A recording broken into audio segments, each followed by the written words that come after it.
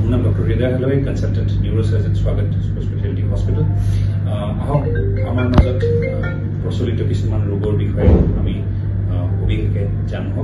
তাৰ ভিতৰত এটা কমন ৰোগ হ'ল কমৰৰ বিষ।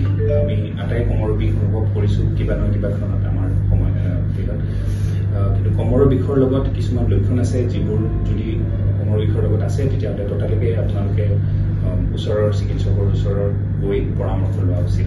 তাৰ ভিতৰত 1 নম্বৰ লক্ষণটো হ'ল যদি কমৰৰ বিষটো কমৰৰ পৰা ভৰিলৈকে গৈছে, সোঁ ভৰি বা বাওঁ ভৰিলৈকে বিষটো গৈছে। 2 নম্বৰতে ভৰিখনৰ যদি বিষৰ লগতে আৰু জিনজিননি অনুভৱ হৈছে। 3 নম্বৰতে যদি ভৰিখনৰ আপুনি অনুভৱ কৰিছে কি জোৰটো কমি আছে, ভৰিখনৰ খোজকাঢ়োতে আপুনি ডেচেলেৰে খোজকাঢ়িছে, জোৰটো কমিছে, তেতিয়াহ'লে এটা লক্ষণ।